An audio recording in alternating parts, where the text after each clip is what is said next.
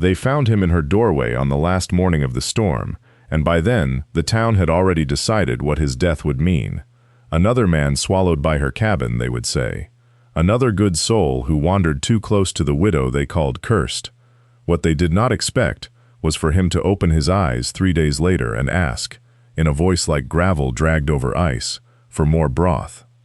That is the end of it, or near enough.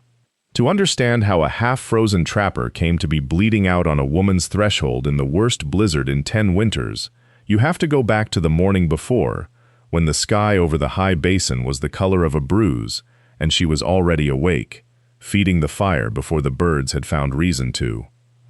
She had learned to read weather the way other women read scripture, 31 years old, though the wind and the work had put more than that into her hands. She moved with the deliberate economy of someone who had long stopped expecting help and had built her days around not needing it. The cabin sat a half-mile from the settlement's last fence post, close enough to be seen, far enough to be forgotten, which suited the town fine, and had, for a long time, suited her too. Frost had crept up the inside of the window glass overnight, feathered and white, and she scraped a clear patch with her thumbnail to check the sky before she'd even pulled her boots on. The barn, what remained of it, one wall sagging like a tired shoulder, groaned under snow load. She'd have to shore it before the week was out, alone, as she had shored it every winter since her husband had gone. 10 years now. Long enough that the specifics had worn smooth in the telling, the way river stones lose their edges. The town preferred it that way. A vanished husband was a mystery, and mysteries were interesting. A husband who simply left was just a man, and men leaving was not a story anyone wanted to spend breath on. She fed the chickens. She broke ice on the trough with the flat of an axe. She did not look toward the settlement, because looking toward the settlement had never once brought her anything but the sight of backs turned.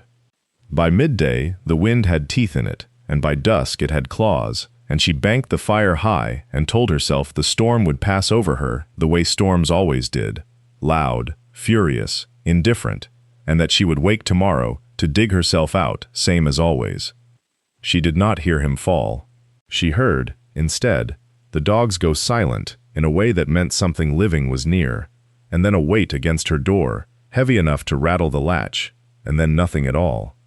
She set down the poker before she understood why her hand had reached for it. 10 years of nights alone had taught her that much, to arm herself before she asked questions. The wind screamed through the gap under the door where the latch had bowed inward, and she stood a long moment listening for a second sound, a voice, a curse, anything that would tell her what kind of trouble had come to lean its whole weight against her home. Nothing came but the wind. She opened the door 2 inches and the storm tried to tear it from her hand.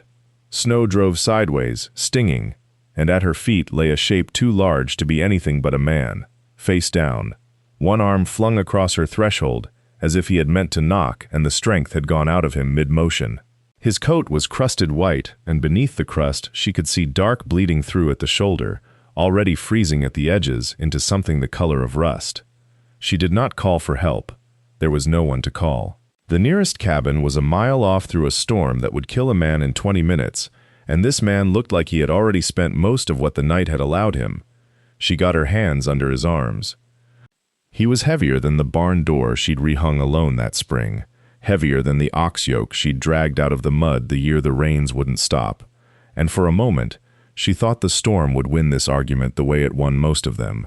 Then she found the leverage in her hips, the way she'd learned lifting feed sacks nobody offered to carry for her, and she hauled him over the threshold inch by inch, boot heels dragging 2 grooves into the dirt floor, until his boots cleared the door, and she could shoulder it shut against the wind's protest. In the firelight he looked worse.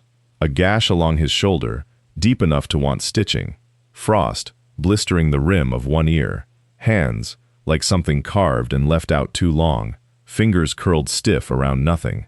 She did not know his face. She was fairly certain no one in the settlement would either. A stranger's boots, a stranger's rifle, lost somewhere behind him in the snow, a stranger's blood soaking into a floor she had scrubbed clean every Sunday for 10 years out of nothing but stubbornness. She thought, briefly, of what the town would say if they knew, the cursed widow, dragging in strangers now, as if the last 10 winters hadn't given them enough to chew on. Then she put the thought where she put most thoughts about the town, which was nowhere, and reached for her knife to cut the frozen coat away from the wound before the cold finished what the blade or the beast or whatever had done this had started. The coat came away in strips, stiff as bark, and beneath it the wound looked worse than the light had let on. Not a bear, a blade, or something sharpened to serve as one, drawn deep and mean along the meat of his shoulder. She had seen enough butchering to know what tissue looked like when it wanted closing, and this wanted closing badly. She set the knife down and went to the shelf where she kept her needle and the gut string she used for exactly this, though she had only ever used it on herself, once, on a forearm laid open by a splitting maul in her 3rd winter alone. No one else had offered. He did not wake when she threaded the needle. He did not wake when she poured the whiskey, the last of it, save 2 winters for a cough that never came bad enough to need it, over the wound, and watched it run pink onto the floorboards. His breathing stayed shallow and even, a man too far down in himself to feel much of anything, and she was grateful for it, because her hands were not as steady as she wanted them to be, and she did not like being watched while they shook. She worked by firelight and by feel. The stitches were not fine work. She had never claimed fine work, but they held, drawing the flesh together in small, ugly knots that would scar him worse than the wound alone might have. And she told herself that a scar was a small price against bleeding out on a stranger's floor in a stranger's cabin 10 miles from anyone who'd notice him missing. When it was done, she packed the wound with the yarrow she kept dried in a tin and wrapped it in a strip of clean linen torn from her own petticoat, because the rag bin was frozen solid in the lean-to, and this could not wait for morning. His ear she did not touch beyond warming it under her palm until the white, waxy look of it gave way, reluctantly, to something like color. Frostbite was patience, not medicine. She had learned that the hard way too. By the time she finished, the fire had burned low, and the wind outside had not eased at all, still throwing itself against the cabin like something with a grudge. She sat back on her heels and looked at him properly for the first time, not at the wound, not at the frost, but at the whole of him, sprawled too long for the floor she'd dragged him onto, shoulders wide enough to have filled the doorway twice over, a face that had clearly taken worse than tonight, and gone on taking it. She did not know his name. She was not sure, watching the slow rise and fall of his chest, that he'd live long enough for it to matter. She banked the fire, pulled her chair close enough to hear him breathing, and settled in to wait out what the night still owed her. The night did not pass so much as it accumulated, minute by minute, like snow piling against the north wall. She counted his breaths the way she once counted coins, carefully, as though counting wrong might cost her something she could not spare. 12 to the minute, then 9, then a stretch where she leaned so close her ear nearly touched his mouth just to be sure the number hadn't dropped to nothing at all. Outside, the wind found every gap in the chinking and made a low complaint of it. She had packed those gaps with mud and grass every autumn for 10 years, and still the cabin sang when the weather turned mean enough. Tonight it sang loud. Near what she guessed was 3 in the morning, he stirred. Not waking, not yet, but his hand moved, found the edge of the quilt, and pulled it higher across his chest, with the blind competence of a man who had kept himself alive alone for a long time. She noted that. A man who tended his own comfort, even half-conscious, was a man who had learned early that no one else would do it for him. She knew something about that too. By first light, the wind had dropped to a mutter, and the window showed her a world scoured white and featureless, the barn a gray hump barely distinguishable from the drifts around it. She rose, joints stiff from the chair, and did the morning's work as if the stranger on her floor were no stranger than the stove or the woodpile, because the animals did not care who was dying in her front room, and the cow still wanted milking, and the hens still wanted their scraps thrown before the cold took what little they had left in them. When she came back in, stamping snow from her boots, his eyes were open. He did not speak. He watched her hang the milk pail, watched her feed the fire, watched her set a pot of water to heat with the flat, unhurried attention of a man, taking stock of a room he did not expect to be welcome in. She felt the weight of it without turning around. "You're at Ruth Calloway's place," she said finally, because someone had to say something, and it might as well be true. 2 miles north of the trading post. You came in through my door, around midnight, more dead than not." His jaw worked. When the words came, they were rough, unused, like a hinge that hadn't turned in a while. "Cursed place," he said, "not a question." She kept her back to him and stirred the water, though it did not yet need stirring. "That's what they call it," she said. "You're welcome to leave the moment you can stand, if the name troubles you." He was quiet long enough that she thought he'd drifted off again. Then she heard him shift, testing the leg, testing the shoulder, cataloging what the night had cost him the way she'd catalog a bad harvest, plainly, without complaint, already thinking past it toward what came next. "Didn't say it troubled me," he said. Something in the flatness of it made her turn, finally, to look at him full on. He lay against the folded quilts with the gray morning coming thin through the one window, and his eyes were already on her, steady, unblinking, the way a man watches weather he intends to outlast rather than fear. She had expected pity in his face, or the particular squint men gave her when they took in the width of her shoulders, and the flour dusted permanently into the creases of her hands. There was none of that. There was only the plain arithmetic of a man deciding what a thing cost and what it was worth, and finding, for reasons she could not yet name, that the two numbers did not trouble him. "You'll want broth before bread," she said, turning back to the pot. "Your body won't hold the bread yet." "You a healer?" "I'm a cook," she said. It the way other women might have said. "I'm a lady." Some old pride surfacing in it despite herself. Healing's just cooking for a body too stubborn to die.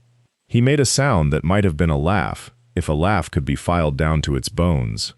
Outside, the wind found the gap under the door it always found, and the fire answered it, guttering low, and she fed it 2 split logs without looking, the motion so old in her hands it required no thought at all.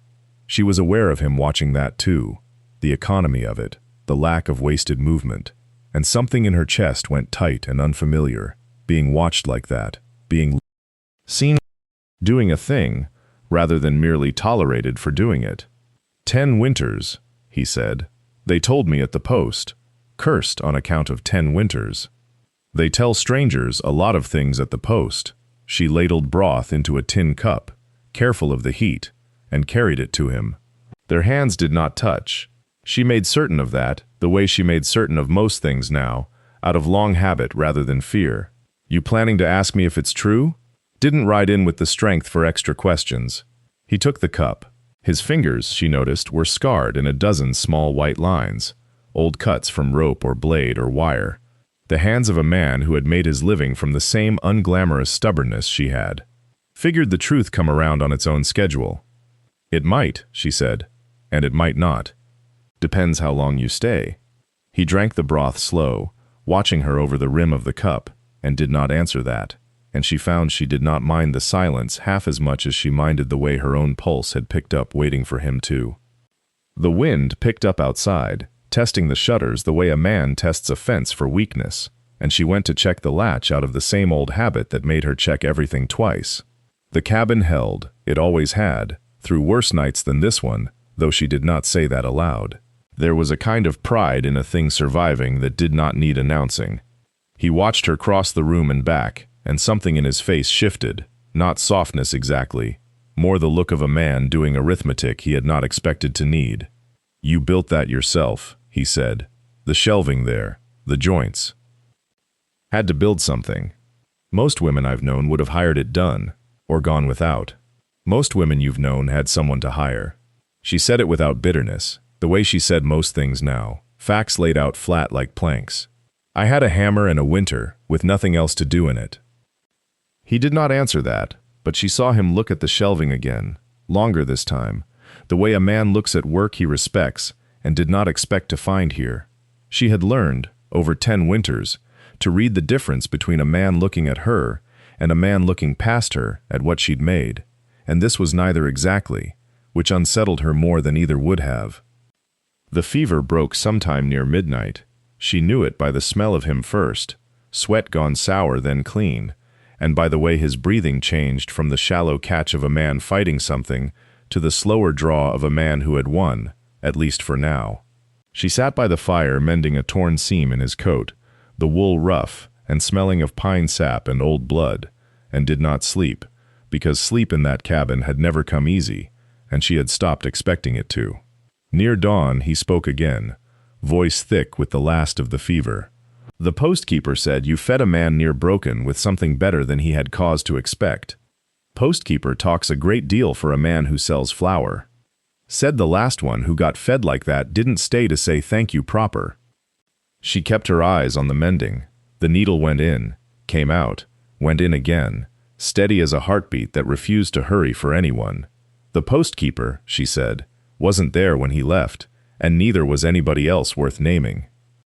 He let that sit, the way he seemed to let most things sit, before deciding what to do with them, and outside the wind kept working at the shutters, patient as a debt collector, patient as a town that had already decided what kind of woman lived in this cabin, and saw no reason yet to change its mind.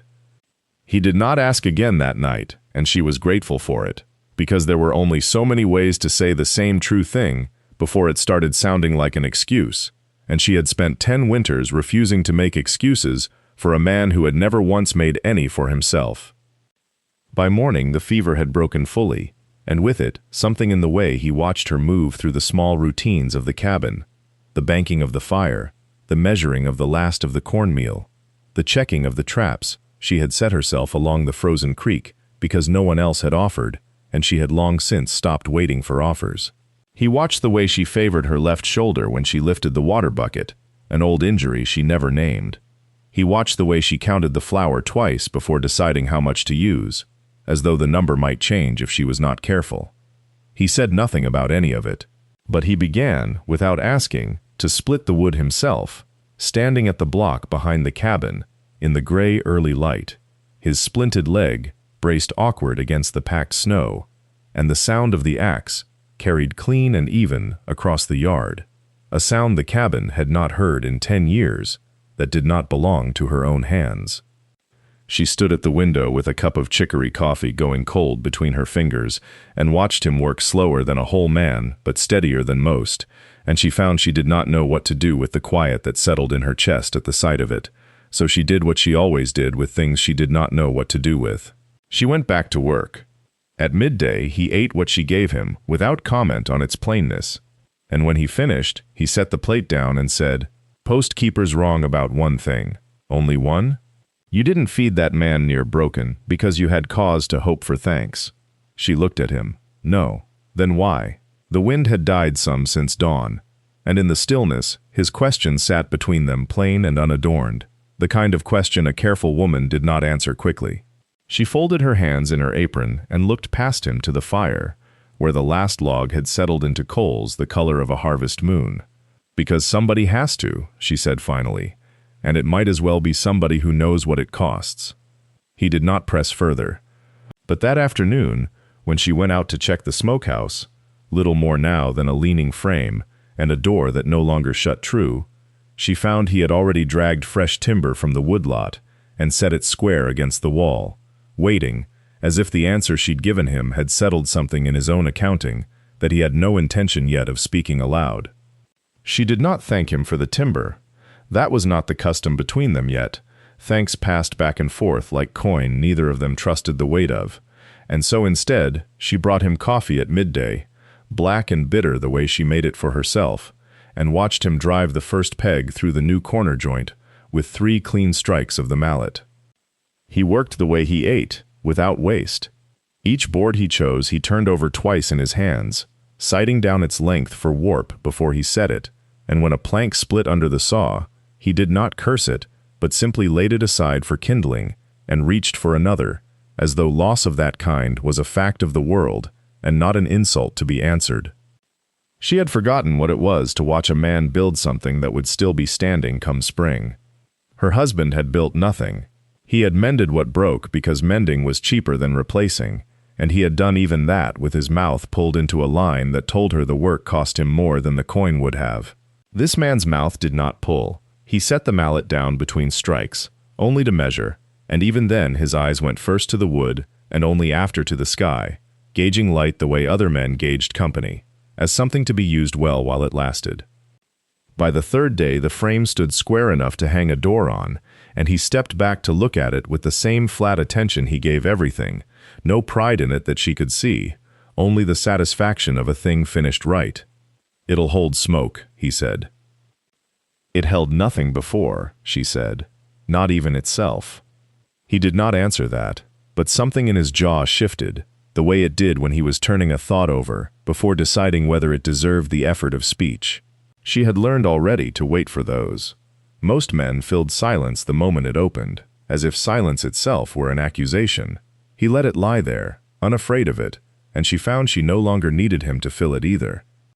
That evening, she salted the last of the deer he'd brought down before the fever took him, laying the strips out on the new planks to test whether the frame would hold the weight without complaint, and he watched her do it from the doorway, with his arms crossed and his weight against the jamb, careful, she noticed, to keep his splinted leg turned from the wind. "Postkeeper'll hear the hammering," she said, not looking up. "Let him. He'll say I've got a hired man now, or worse. Let him say that too."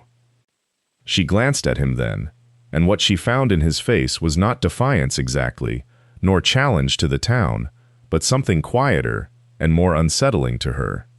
A man deciding, plank by plank, peg by peg, that whatever the settlement whispered about her cabin was a debt he intended to answer, not with words, but with the plain fact of his continued presence, however long that answering might take. The frost came early that week, sharp enough to crack the water bucket she'd left on the porch overnight, and she woke to find the split seam already rimmed white by the time she'd built the fire back up. He heard her cursing the bucket from the loft, and came down slower than usual, favoring the leg, and stood looking at the crack like it was a personal insult, before he said he'd carve her a new one from the ash out back, the one that had gone soft at the heart but held its shape. She did not tell him it was one more thing, added to a list already too long. The barn frame unfinished, the smokehouse only half chinked against the coming cold, the root cellar door still hanging on one hinge since the fall before he'd ever arrived. She had grown used to lists that did not close. It was the nature of a place run by one person, or by one person and a husband who had learned early that leaving was easier than fixing. He noticed the list without her speaking it. That was the thing about him she had not accounted for.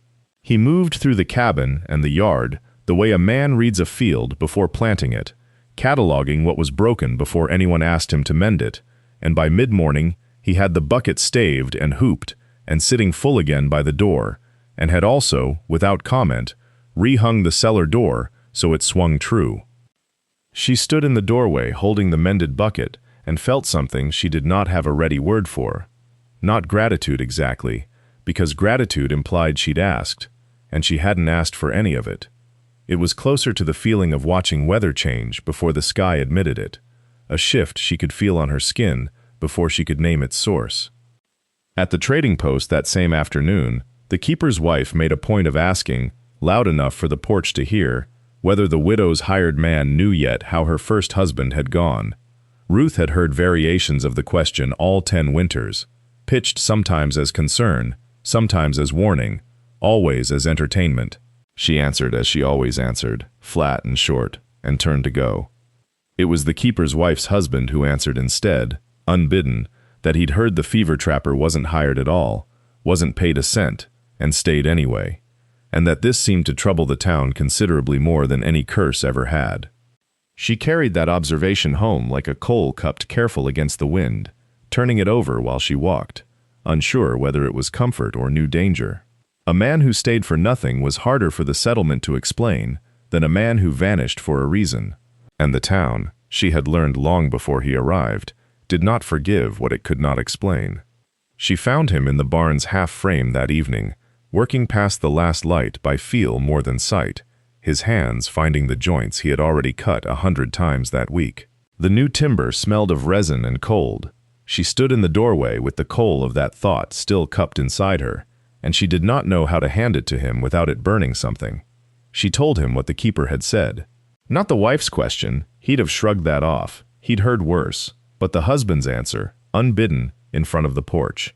That he was not hired, that he was not paid, that the town found this harder to swallow than any ghost story it had told about her for 10 years. He set down the mallet. He did not look at her right away. and when he did, his face gave her nothing new. The same stillness he wore over most things. The kind she had learned was not emptiness, but a man choosing his words before he spent them. "Let them chew on it," he said. "They'll chew on you instead of me. That's worse for you. Not for me." She wanted to press him, wanted the reasons spoken plain, the way she had wanted plain reasons her whole life, and rarely gotten them. But she had also learned, watching him through a fever and a winter, that he gave nothing to force and everything to patience. So she only nodded and went back to the cabin to bank the fire, and left him to the dark and the new wood. He did not follow right away. He stood a while longer in the frame he was building her, running a thumb along a seam that wasn't quite flush, and thought of the keeper's question, the way a man turns over a stone to see what lives beneath it. He knew what the town wanted him to be, a hired man, a debt, something with a price on it that could be measured and therefore dismissed. A man working for nothing unsettled their arithmetic. It made him a variable they could not solve, and a woman they could not explain either, and together the two of them made a sum the settlement did not know how to close. He was not troubled by that. He had lived most of his life outside sums. What troubled him, walking back through the frost-stiff grass toward the lit window, was simpler and closer to the bone, that she had carried the town's whisper home alone, turning it in her hands before she dared bring it to him, as though she still expected that the truth of him might cost her something. He meant to unlearn her of that, the same slow way he'd learned the barn's angles, plank by plank, through the whole turning of a season, until she stopped waiting for the day he'd prove to be like the others. The window was still lit when he came through the yard, and he stood a moment outside its reach, letting the cold settle him before he went in. She had banked the fire low, and was sitting with a mending needle she was not using, the thread gone slack in her lap, her eyes on nothing. He had seen that stillness before, in animals that had learned to expect the trap before they saw it. He set his boots by the door and did not speak of the keeper, not yet. Instead, he asked after the barn's east wall, whether she thought the new boards would hold through another thaw, and she answered him in the practical voice she used for practical things, grateful, he thought, for a question that asked nothing of her but an opinion on lumber. It was later, after the plates were cleared, that she told him what the trading post had murmured, not directly, never directly, but in the way a woman tells a hard thing sideways, describing the weather of it before naming the thing itself. She said the keeper had asked what he was owed. She said it the way she might report a change in the wind, as if it required no response from him at all, as if she had already decided the answer and only wanted him to hear it fall. He did not answer quickly. He had learned that much about her, that a fast answer, however true, could look like a rehearsed one, and rehearsed kindness was the kind she had reason to distrust. So he let the fire pop twice before he said that a man could be owed nothing and still choose to stay, and that the choosing was the only part worth counting. She looked at him then, the way she might look at a sum that refused to balance, turning it, waiting for the trick in it. He recognized the look because he had worn it himself, once, toward weather that seemed too fair to last. He did not press her to believe him. He had already decided that belief was not a thing he could hand her outright, like a sack of meal set down on a table. It had to be built the way the barn was being built, one plank measured against the last, so that by the time the roof went on, she would trust the walls without needing to test them. Outside, the frost thickened on the window glass, and somewhere down toward the trading post, a dog barked twice and went quiet. He thought of the keeper's ledger mind, tallying him into a column that would never close, and let it go. There would be planting to do soon, ground to break before the melt turned it to a mire no plow could touch, and that seemed to him a more honest arithmetic than any the town could keep, seed spent, and something, in time, expected to grow back. The ground broke easier than he had feared. He walked it at first light with a stick, testing for the give beneath the frost's last skin, and by mid-morning he had marked where the rows would run. Long lines pointed toward the sun's low arc, the way his father had taught him, on a different plot of dirt, 1,000 miles east. Before that man had been folded into a war and never sent home. He did not speak of that. He rarely spoke of anything not directly in front of him, and what was in front of him now was a field gone hard with neglect, choked at its margins with brush that had crept in over 10 winters, of no one caring to push it back. She brought him coffee at midday, black and bitter, the way he liked it, though he had never told her so. She had simply watched what he left in the cup the first time and adjusted. That was her way of speaking, he had come to understand. Not words. Correction. "You'll want the low corner drained before you seed it," she said, looking past him to where the land dipped and pooled after every thaw. "My husband never did. Said it wasn't worth the ditch." "It's worth the ditch." She did not answer that directly, only handed him the cup and looked at the corner a while longer, as if she were measuring a debt owed to the ground itself, some old failure she meant to finally settle. He dug the ditch that afternoon, and the next, his back bent into it with the same patience he gave the traps he used to run before the winter had taken his leg out from under him on the ice and left him to be found by her door. The work was not glamorous. It was mud and root and the occasional stone that fought him for an hour before it gave. But he found in it a kind of prayer, the sort a man says with his hands when he has run out of the kind said with his mouth. At the trading post, word traveled the way it always did, faster than truth, slower than gossip. Someone had seen him digging near her fence line. Someone else had seen smoke from her chimney at an hour that suggested a shared supper, nothing more, though nothing more was rarely how such things were told. The keeper listened to it all behind his counter, weighing goods and rumor on the same scale, and said nothing, which was its own kind of answer, and which Amos, when he heard of it second-hand, took to mean the ledger had not yet closed against him, only that it remained open, waiting, as ledgers always do, for someone to make the first entry that could not be erased. The entry came on a Thursday, though she would not have called it that at the time, having lost the habit of naming days somewhere around the fourth winter alone. What she remembered instead was the sound of a wagon that did not belong to anyone she knew, wheels too even, horse too well fed for a settlement where most animals worked until they dropped. She was at the wash line when she heard it, her hands red from the cold water, a shirt of his. She had begun to think of it that way, his, though he had never asked for the mending, half wrung and heavy in her grip. She did not go to the road. She had learned that much in 10 years. A woman who ran toward every sound of arriving men invited the wrong kind of attention. So she finished the shirt and hung it, and only then walked to where the fence met the path and looked. It was not him yet. It was the keeper's boy, breathless from running the half-mile from the post, his coat unbuttoned and his face raw with cold and urgency both. He said the name before he said anything else. Her husband's name. She had not heard it spoken aloud in so long that it struck her the way a stranger's name might, foreign and shaped wrong in the boy's mouth, and for a moment she did not understand that it referred to a man rather than a rumor.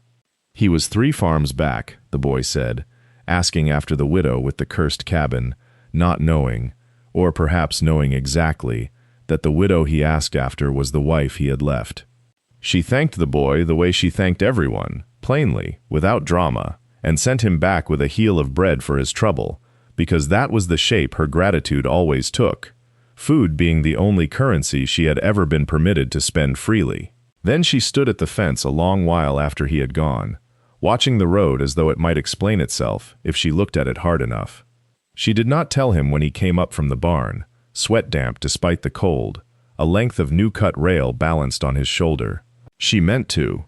She opened her mouth twice with the words arranged, and both times found something else easier to say. The state of the woodpile, the thinness of the broth, anything that kept the fence and the road and the name 3 farms back from becoming real in the speaking of it. He set the rail down. He looked at her the way he had learned to, which was carefully, the way a man looks at weather he cannot yet read, but trusts is coming. He did not ask what was wrong. That was not his way. He had learned, over the winter and into the thaw, that questions put to her directly closed her like a door pulled against wind, and that the truth came easier sideways, offered rather than extracted. So he only stood there with his hands still smelling of cut pine, and waited, the way he had waited out storms in the high country, not with patience exactly, but with the certainty that waiting cost him nothing, and might cost her everything if he did not. She told him about the broth instead, how it needed marrow bones and there were none, how she would have to walk to the trading post before the week was out. He said he would go for her. She said no, too quickly, and then softened it. Said the walk would do her good. Said she had not been off the place in a fortnight. Said several more things that were not lies exactly, but were not the truth either. Small stones laid over a hole to keep it from showing. He watched her say them. He did not call her on it. He only nodded, once, and picked the rail back up, and carried it toward the barn wall where the old boards had gone soft with 10 winters of neglect, and worked until the light went copper and then gray. That night she did not eat much. He noticed most things about her now, the particular way she held a spoon when her mind was elsewhere, the crease between her brows that came before words did, the habit she had of touching the door frame when she passed through it, as though checking the house was still standing, still hers. He had catalogued these things the way he had once catalogued deadfalls and water crossings, not out of tenderness at first, but out of the same care a man gives anything that might keep him alive. Somewhere in the winter, the cataloguing had become something else. He had not examined it closely. There had not seemed to be a need. She banked the fire early, and said she was tired, which was true, and went to bed without the usual half-hour of mending by lamplight that he had come to expect the way he expected sunrise. He sat a while longer at the table, turning a whittling knife over a scrap of pine, without shaping it into anything, listening to the house settle around them both. Outside, the fence stood pale under a thin moon, and the road beyond it ran on toward the 3 farms it always had, indifferent, patient, already carrying, though neither of them yet knew the shape of it, the weight of a name coming back.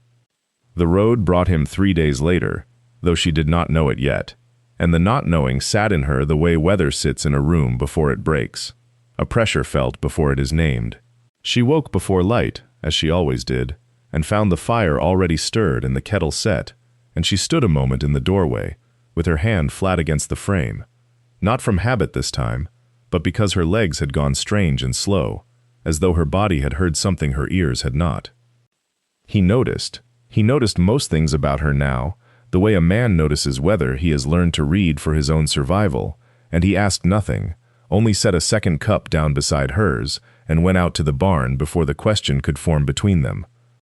The barn stood finished now, or near enough, the new beams pale against the weathered gray of the old ones, the roof holding true through a month of hard rain that would have found every seam in the old structure and turned it to ruin.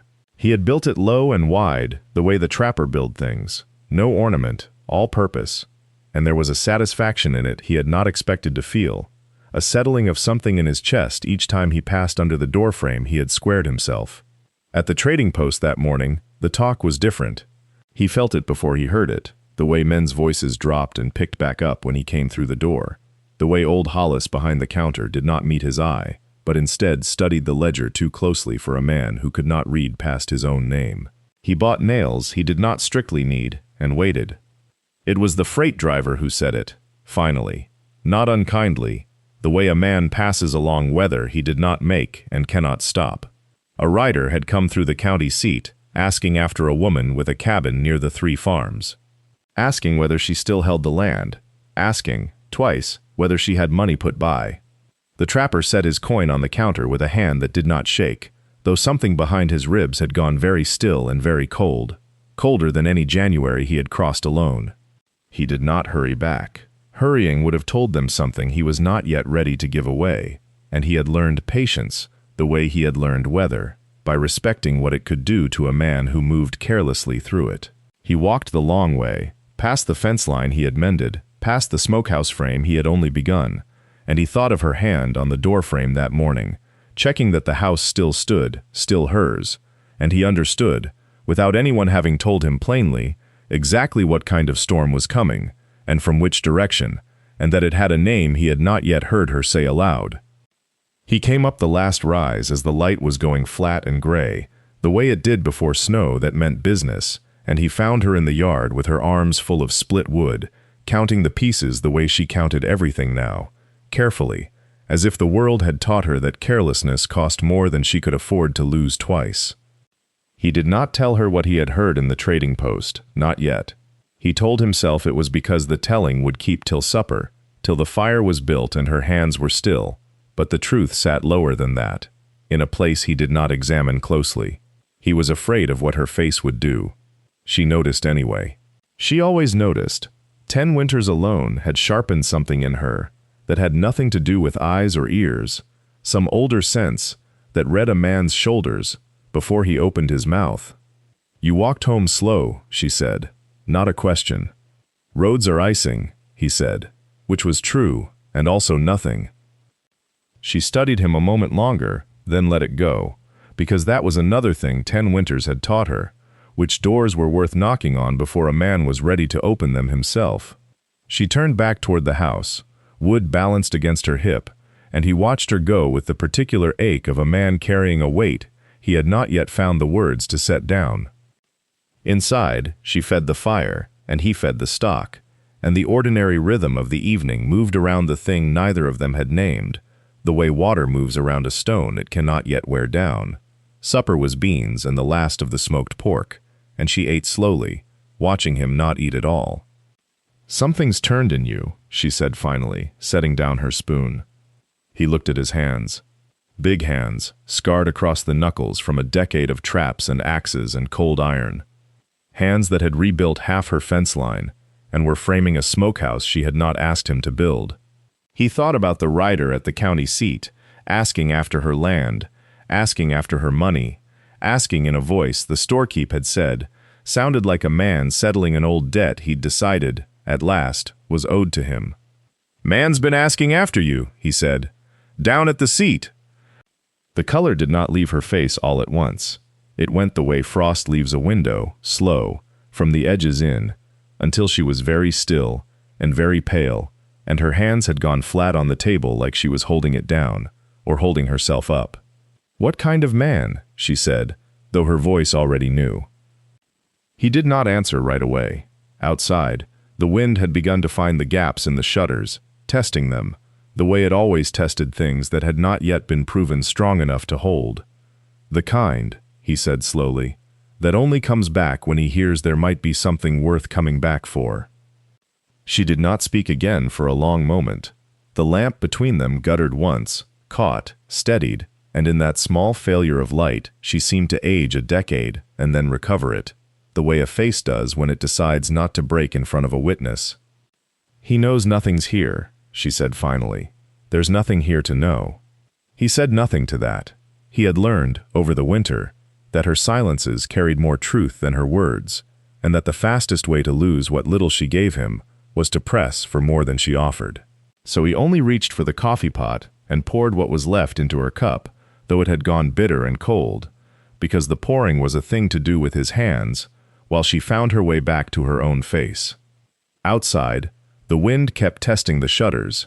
It had been doing that for 3 days, a low, persistent worrying at every seam in the cabin, and he had gone out twice already to drive fresh wedges into the gaps, not because the cold demanded it yet, but because his hands wanted work, while his mind turned the storekeep's words over and over, looking for the angle that made least sense, and finding none. A man did not ride 2 counties in November for nothing. "He'll have heard the same stories the town tells," she said, and there was something almost like a laugh in it, dry and without humor, "that I'm cursed, that men who come near me don't leave whole." Her eyes flicked to him then, quick, assessing, as if measuring how much of that story he had swallowed before he'd ever met her, and how much he still carried now. "I've heard it," he said. And I'm still here."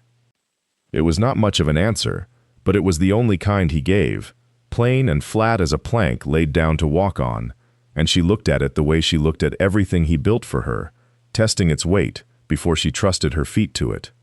She stood, finally, and gathered the cups, though neither had been finished, because her hands needed something too. At the wash basin her back was to him, straight and narrow beneath the shawl, and he watched the line of her shoulders the way he'd watch a fence post in high wind, waiting to see if it would hold. "He'll come here," she said, not turning. "If he's asking after money, he won't stop at the county seat asking. He'll come see for himself there's nothing to be got. Let him come." She turned then, and something in her face was not quite fear and not quite anger, but the tired, old cousin of both, the look of a woman who had spent 10 winters bracing for a door that had finally, after all that waiting, begun to open. He did not sleep that night, or if he did, it was the shallow sleep of a man who kept one ear tuned to the wind, the way he'd slept in high country with wolves working the ridgeline. He lay on the pallet by the stove and listened to her turn in the loft above, the ropes of the bed frame creaking each time she shifted, and he thought about the shape of a man who would leave a woman for 10 winters and then come back only when he smelled money on the wind. He had known men like that. Not well, not by name, but by the print they left. A trapper who'd sell a partner's cachet and swear he'd found it empty. A foreman who'd promise wages and vanish before payday with the company's mules. Men who moved through the world taking the easy weight and setting down the heavy one wherever it would slow them least. He had never had much patience for them, but patience was a different thing now that the weight in question slept above his head, breathing careful and even, pretending at rest. In the morning she was quiet over the cornmeal, quieter than her usual quiet, and he did not press her. He went out to the barn instead and worked the last joints of the roof beam, driving pegs with a mallet he'd shaped himself from ash wood the autumn before, and the sound of it, steady, unhurried, a man's hands doing a man's plain work, seemed to settle something in the yard that words could not have touched. Near noon a boy came up from the trading post, breathless, his coat too thin for the wind, and he said a stranger had ridden in asking after the widow's cabin, asking was it true she'd never remarried, asking was it true her man had died or only left. The boy said the stranger wore a good coat and asked his questions like a man collecting on a debt. He thanked the boy and gave him a strip of dried venison for his trouble, and the boy ran off warmer than he'd come, and he stood a long moment in the yard with the mallet still in his hand, looking down the trail toward the trading post as if he could already see the dust of it rising. When he came in to tell her, she was standing at the window, and she had already seen something in the light of the sky, some change in the day's temper that only 10 winters of watching could teach a person to read, and she said, before he could speak, "He's close now, isn't he?"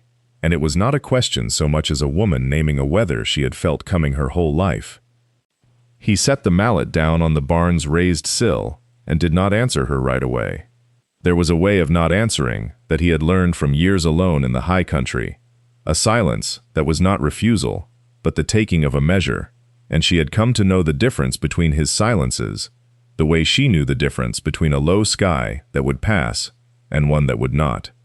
"Close enough," he said finally. "A day. Maybe 2 if the ford's high."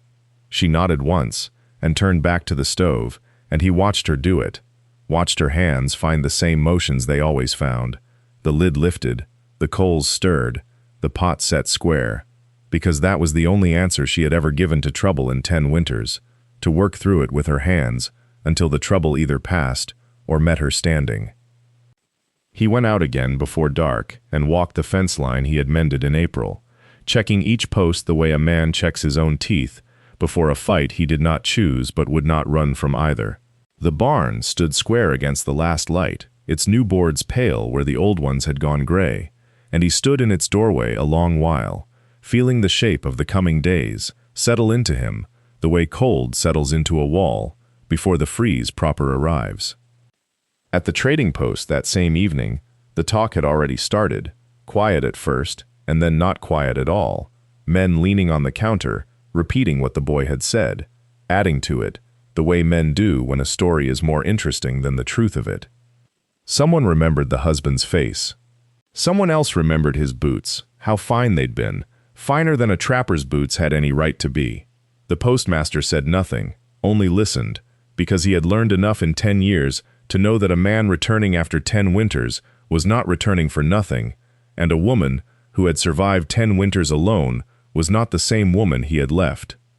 She slept little that night, and neither did he, though they did not speak of it, each lying still in the dark listening to the wind test the shutters, each doing the private arithmetic of what a man might want from a woman he believed had nothing, and what he might do to get it. Toward morning she rose and built the fire before he woke, and when he came down she was already dressed for work, her sleeves pinned, her hair bound tight, as though the ordinary shape of a day could be armor enough against whatever was riding toward them through the thawing mud. He came riding in 3 days later, on a bay gelding that had not been bred in this county, and the boy who had first carried the news ran ahead of him down the trading post road, shouting it like a bell being rung for church. She heard it from the yard, where she was splitting kindling with the axe he had taught her to swing from the hip instead of the shoulder, and she did not stop swinging until the piece in front of her was in 2 clean halves. He was thinner than the boots suggested. That was the first thing she noticed, watching him dismount at the edge of the yard, his coat too fine for the mud it dragged through, his face weathered in a way that spoke of easier winters than the ones she had counted. He had aged the way men age, who have not had to earn their comfort, softened in places that should have hardened, and there was gray at his temples that had not been there when he rode east with a widow's money in his saddlebags, and no word left behind for the wife he was leaving, to the mercy of a settlement that already thought her cursed. He said her name like it still belonged to him. She set the axe down against the woodpile, slow, the way a person sets down a thing they might need again soon. He talked before she could, the way he always had, filling the space so there would be no room for her to ask the only question that mattered. He spoke of hard luck and harder debts, of a claim that had failed, of a man's right to what a man had built even after he had stopped building it. He looked past her toward the cabin, toward the smokehouse standing new and square against the tree line, toward the rebuilt barn with its fresh-cut timber pale as bone in the spring light, and she watched him do the arithmetic she had feared he would do. A woman alone for 10 years, a cabin standing, a barn rebuilt. Someone must have money, and if there was money in this yard, he had come a long way to claim a share of it as though absence were an investment that accrued interest. She did not answer him. She looked instead toward the barn door, where a shape had stepped into the light without hurry, filling the frame the way a man fills a doorway when he has no reason to make himself smaller. Her husband saw him too, and something in his face changed. Not fear yet, not quite, but the first small recognition that the story he had been told in the county seat, of a woman alone with nothing, might not be the story waiting for him here. Amos crossed the yard the way he crossed everything, at his own pace, unhurried by another man's business, and he stopped an arm's length from where her husband stood with his hat still in his hand, as though he had forgotten to put it back on. He did not offer his name.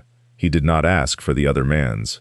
He looked at him the way a man looks at weather he has already decided he can outlast, and then he said, in a voice pitched no louder than it needed to be for the yard to hear it, that this was her cabin, her barn, her smokehouse, built by her hands and his, and no one else's, and that whatever the man had come for, he had come to the wrong door to ask for it. The trading post porch had emptied by then.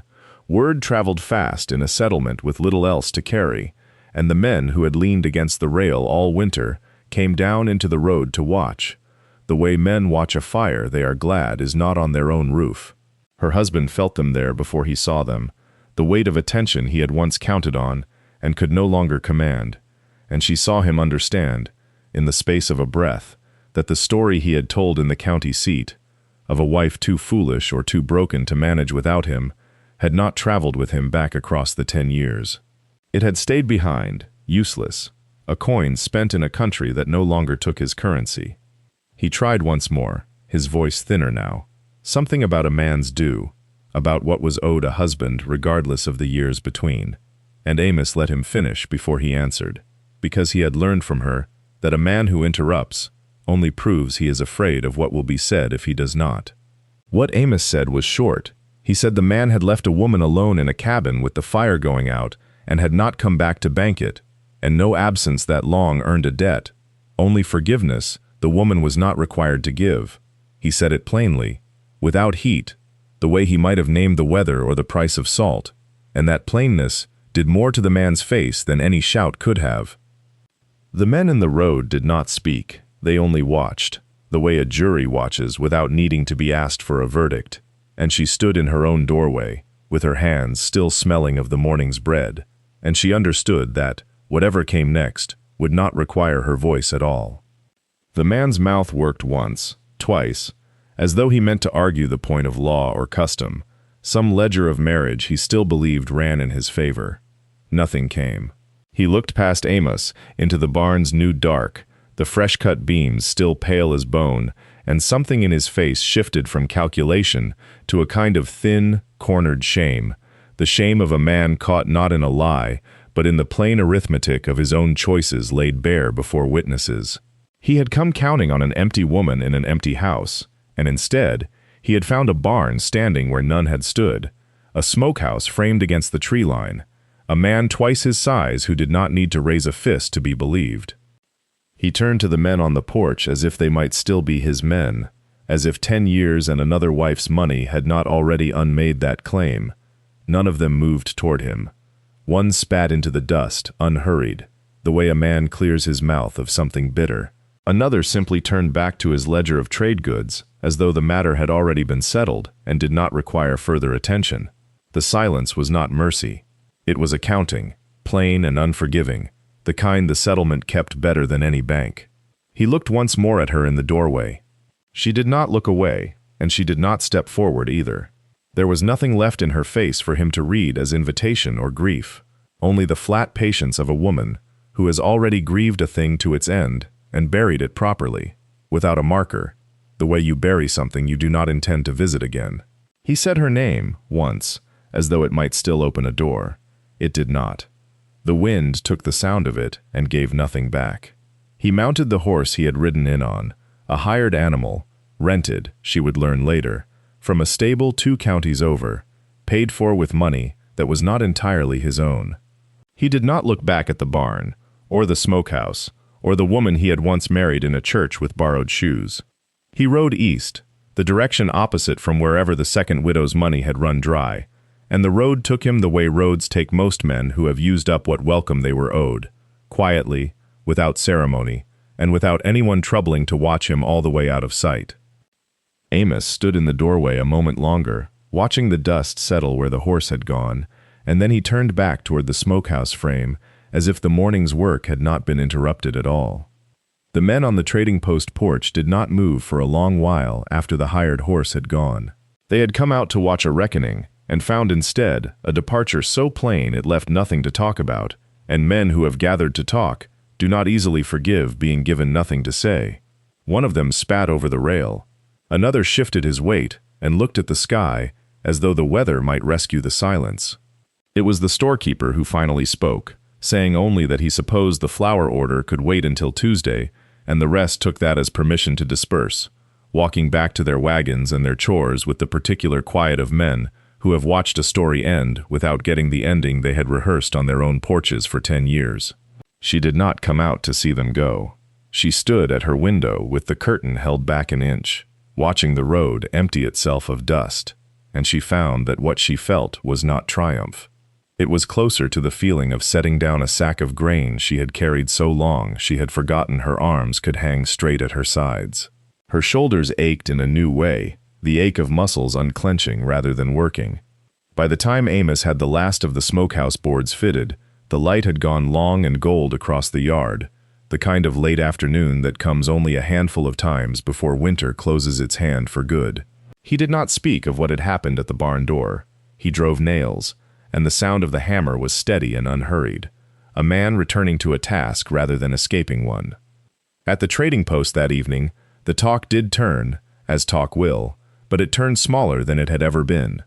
Someone allowed that maybe the cabin had never been cursed at all, only unlucky in the men it had drawn to it, which was a different thing entirely, and a harder one to gossip about. Someone else said nothing, which was, for that settlement, its own kind of apology. Ruth walked out to the smokehouse as the sky purpled, carrying 2 tin cups of coffee, and found him sitting on an overturned crate, studying the frame he had built with the flat, satisfied look of a man checking a debt paid in full. She handed him a cup without a word. He took it without one either. Neither of them mentioned the man who had ridden east, or the 10 years he had taken with him, or the 10 years that remained now, unclaimed, waiting to be filled with something ordinary. The first snow came early that year, dusting the ridge before the last of the squash had even been brought in from the garden. He noticed it before she did, the way he noticed most weather now, a habit worn into him by seasons of reading sky for a living. He said only, "Snow tonight," and went on splitting kindling, and she went on stringing the last of the peppers by the door, And that was the whole conversation, because by then they had learned that most things worth saying could be said in fewer words than either of them had once believed. The smokehouse stood finished against the north wall, its boards still raw and pale, not yet weathered into the gray of everything else on the property. Inside it hung the meat they had salted together through the fall, shoulder to shoulder in the low light, her hands quick with the knife, his steady with the hauling, neither of them needing to fill the silence between them with talk the way strangers do. That was the measure of it, she had come to think. Not the words, the silence that did not need filling. The husband did not return again. Word came once, months later, second-hand through a drover who had passed through the next county, that he had taken up with yet another widow, one with a working mill and no patience for wandering men. Ruth heard it at the trading post and said nothing, and walked home, and found Amos mending a hinge on the barn door, and told him, and he only nodded, the way a man nods at weather that has already passed over. The curse, if it had ever been one, did not survive the telling and retelling of what had actually happened at that doorway. A plain accounting, no raised voice, no raised fist, just a debt, named and left unpaid by the man who owed it. Curses need mystery to live on. This one had been given a plain cause, and plain causes die of exposure, the way frost dies under morning sun. By the second winter, no one in the settlement called it the cursed cabin anymore. They called it, when they called it anything, the Greer place, though no papers had been signed and no preacher had said words over them, only the accumulated weight of 2 winters and a spring of planting and a summer of building, which in that country counted for more than paper ever had. She salted the last of the meat as the first snow thickened outside the smokehouse door, and he stood beside her, and neither one of them spoke of forever, because they had already stopped